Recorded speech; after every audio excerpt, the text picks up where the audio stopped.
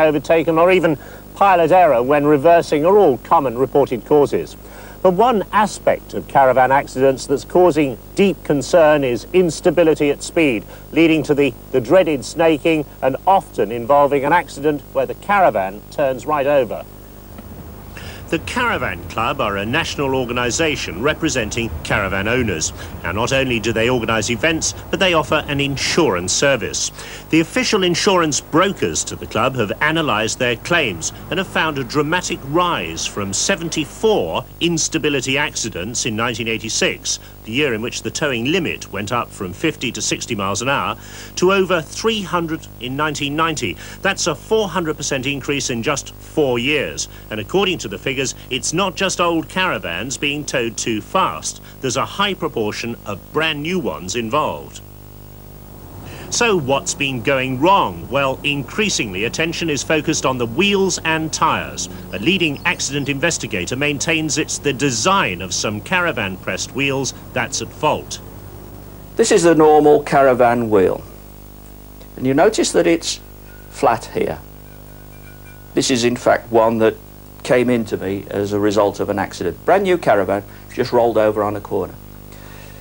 Here's a normal car wheel, and you notice it's got a little raised piece there where the tyre bead fits.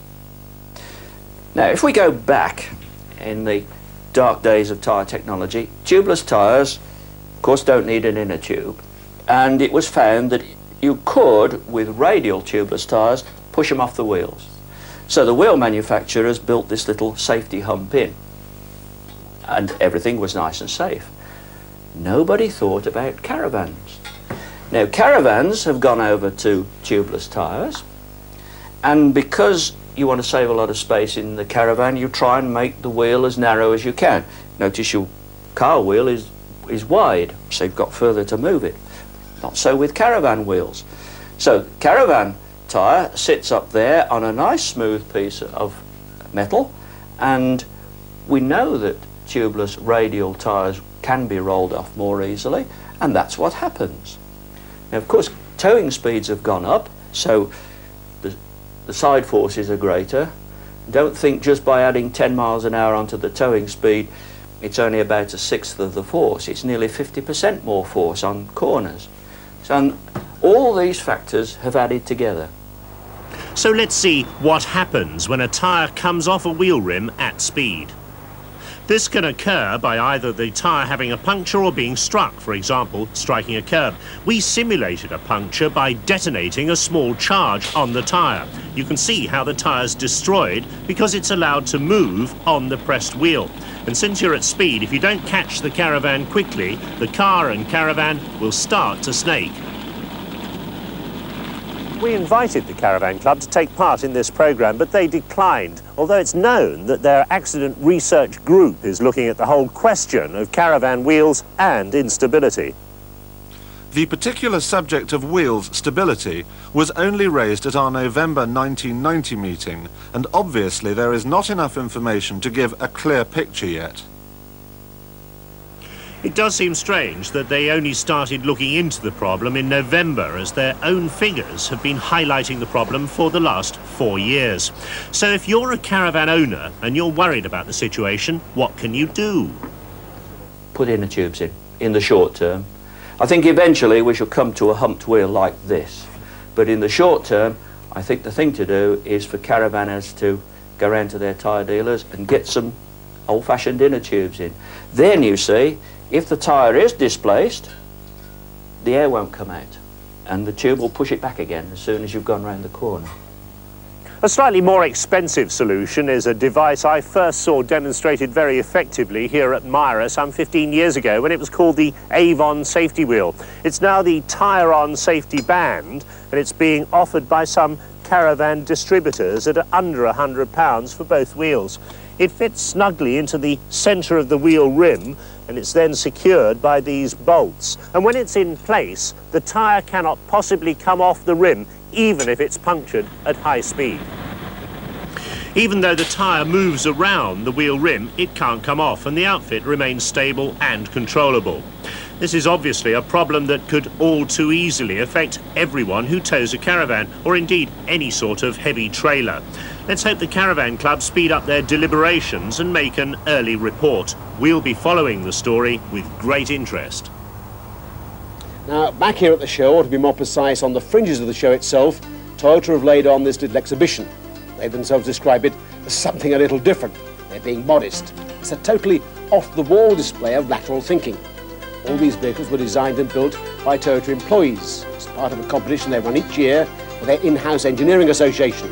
They get a fantastic response, and these are the prize winners. It opens up, I think, a whole new window of that inscrutable Japanese psyche.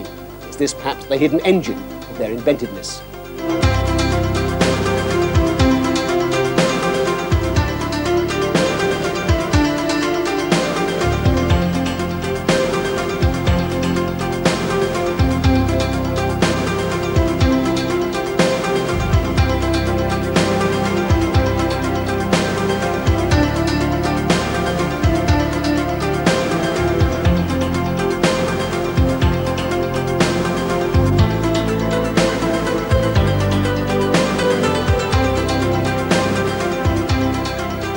But for something a bit more down to earth, coupes have been making quite a comeback recently, and this is the newest of them, Mazda's MX-3.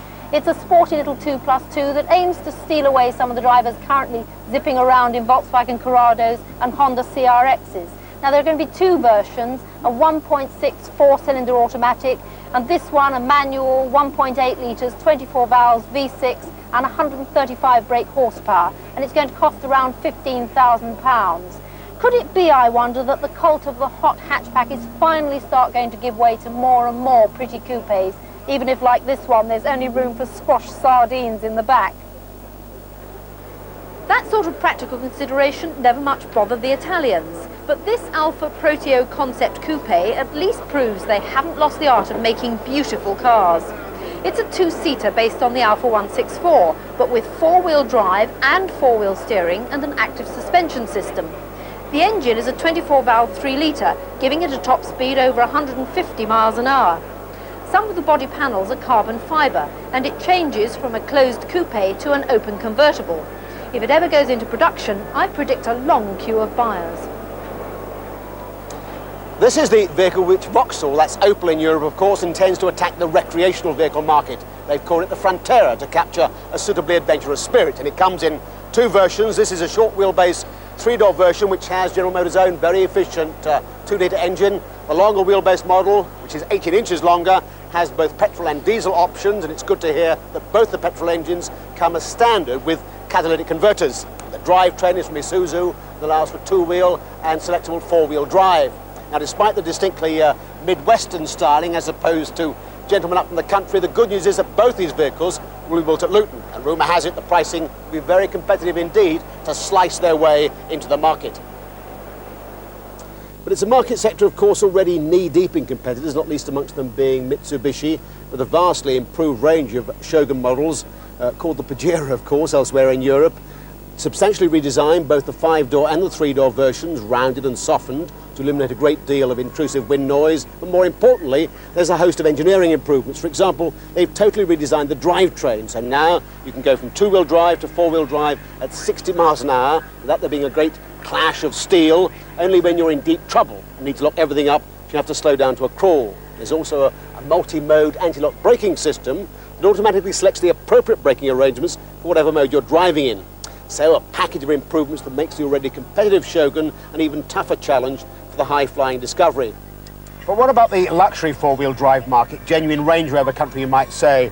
Well, of course, Range Rover has been top of the heap ever since it came out 21 years ago. Nothing else has quite matched its combination of class and toughness. But now the improved Land Cruiser and G-Wagon are having another go, and Jeremy has been casting his super-critical eye over the battlefields. There was a time when the man who bought an off-road vehicle had a piece of straw in his mouth. Today, more often than not, he has a plum. The utilitarian jobs of yesteryear have shaken off their country bumpkin outfits and most these days wear city suits. It's no longer any good offering cars that can only perform off-road. As the top models now have Jaguar-style price tags, they must have Jaguar-style luxury too. Make no mistake, their off-road ability remains undiminished, but their appeal these days is lodged firmly among people for whom the idea of going off-road involves driving into a puddle.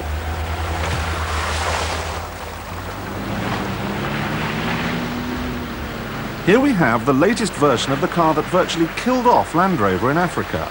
Despite its reputation for ruggedness elsewhere in the world, the only long wheelbase version imported into Britain is the range-topping Crumpet truck. This is the Toyota Land Cruiser, and the whole thing revolves around big numbers. It's got a 4.2-litre turbocharged 6-cylinder diesel